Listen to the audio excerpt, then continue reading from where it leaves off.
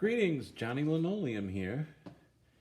Hey, you just got back from Lowe's. You scored on a nice Craftsman 3/8 torque wrench. Got it for half price. Life is good.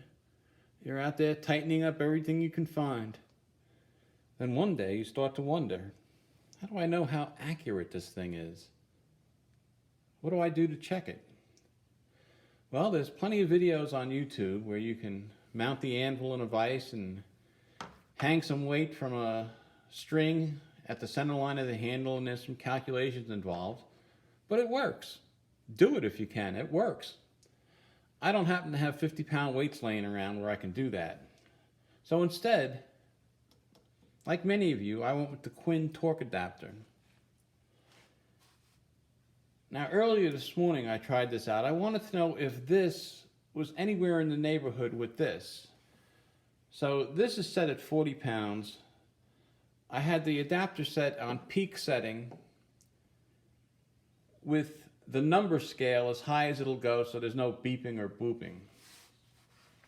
Now this morning on 3 pulls I averaged 38.2 with it set at 40 pounds. That's negative 4.5%. So I compensated, I adjusted. You can't do anything with this, you cannot adjust this, but you can adjust the torque wrench setting. So I set the torque wrench to 40.1.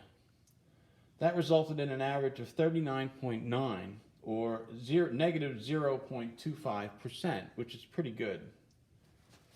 So let me zoom in here and we'll try this out.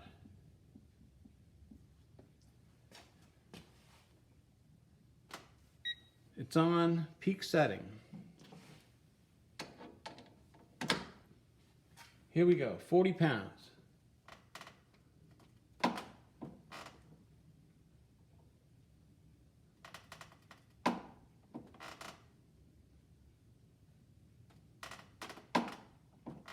All right, now I couldn't see the setting, but I believe they were all under 40. Now we're going to set this at 40.1.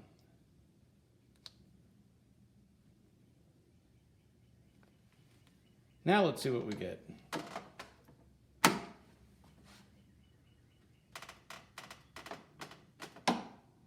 $39.9, 40.3. I believe that was 41. That was a little high. Let's try that again. All right. So I would say it works. This actually works. One thing though, with this mounted in the vise, if you get over like 50, 60 pounds or higher, it feels like it's going to break loose from the vise and go flying everywhere. So what I think works better,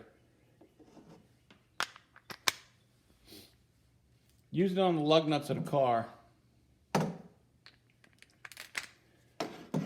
I don't know, it just seems more stable.